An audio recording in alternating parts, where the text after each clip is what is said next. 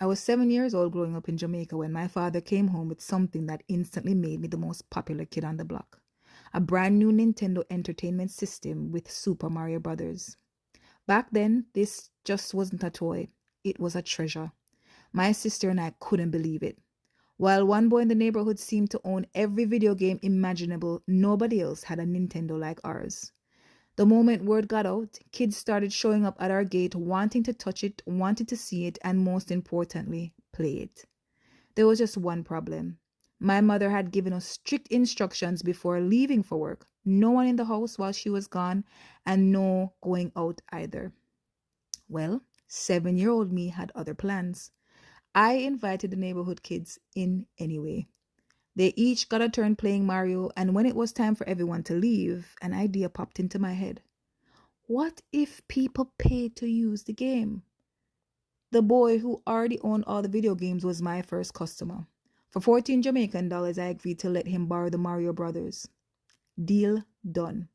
With my newfound earnings in hand, I did what any ambitious 7-year-old entrepreneur would do. I bought my sister and myself a beef patty and cocoa bread. Business was booming, but as the afternoon wore on, I realized my mother would soon be coming home and the Mario game was still at the neighbor's house. So panic set in. I jumped 3 fences, raced to the boy's house, and demanded my Mario game back. He handed it over reluctantly. Looking back, he probably felt cheated because he hadn't gotten nearly enough time to play it.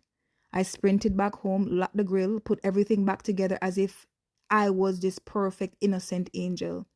Mission accomplished. Or so I thought. A short while later, there was a knock at the grill.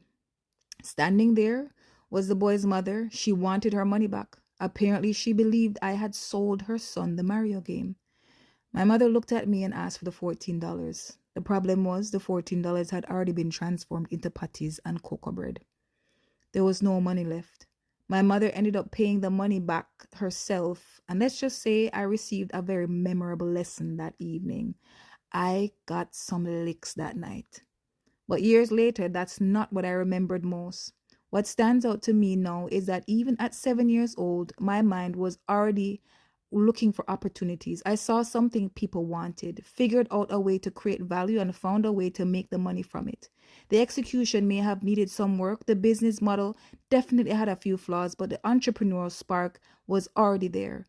And when I look back over my life, I realized that the 7-year-old kid wasn't just breaking the rules, she was discovering a mindset that would stay with her for years to come.